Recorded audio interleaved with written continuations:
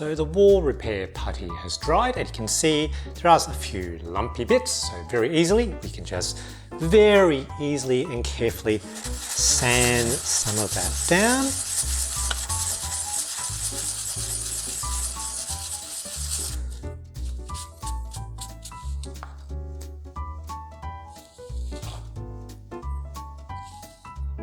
Yeah, much nicer finish.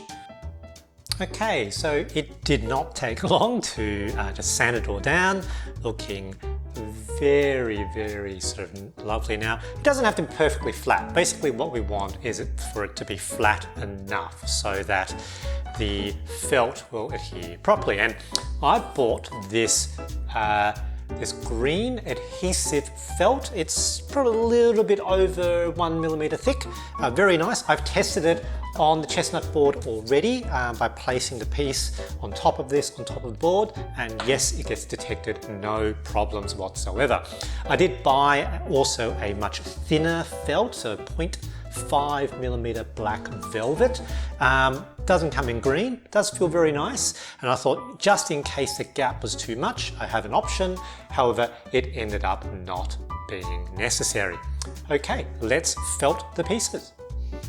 Okay, so this is the first method of felting. So this was what I tried first, and this method gives a reasonably good result and is a little bit faster. Basically, just take the backing off the adhesive felt sheet and just put the pieces straight onto it. And then, once they're stuck on, cut out each piece.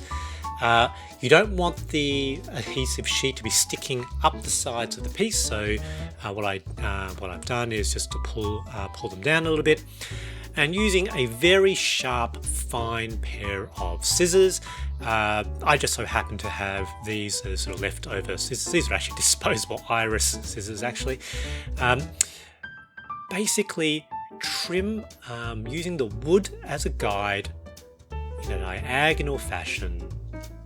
Cut the felt. There we go. It gives a surprisingly good result. It can be a little bit rough, quite quick. It does give a, it's not a pristine result, but how often do you really look at the felt of your pieces? So about half the pieces I did it in this method. And this is the second method. So using the paper backing of the adhesive sheet as a way of marking out the base, I suppose, of the piece. So basically just hold it down using an X-Acto knife, so my craft knife here, just very lightly scoring the backing paper of the adhesive sheet. One of the things is that it's much easier to cut the felt when the paper sheet is still attached.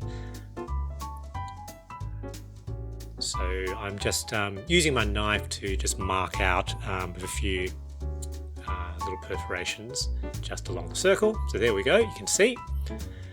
And now using, again, a fine and very sharp pair of scissors. These are the iris scissors. Just trimmed it so it's a little bit easier to cut. And you will see it's much easier to cut the felt. So one of the things using the other method is that cutting the felt without the paper backing is a little bit difficult, and it also gums up the scissors. So I was sort of constantly having to wipe and clean the scissors, like every second piece or so. Here there is the advantage that you can get a much cleaner result, but it does take a little bit more time. I ended up sort of doing the second half of my pieces actually using this method. I suppose by the second half I was keen to just get a slightly cleaner result. Now, one of the ways to get the felt off the backing paper is just to push the felt off just with the tip of a X-Acto knife. There we go, you can see. You don't necessarily want to touch the felt or the adhesive side of the felt because it will stick to your fingers. And if it does, you know, it ends up distorting the felt as you try to pull it off. Here it's a matter of, what's that saying? Measure twice, cut once? A little bit like that. Because once it sticks on, you can't get it back off. So make sure it sort of covers. Now, one of the things with this method is that the piece of felt that you cut out is generally a little bit larger than the base of the piece.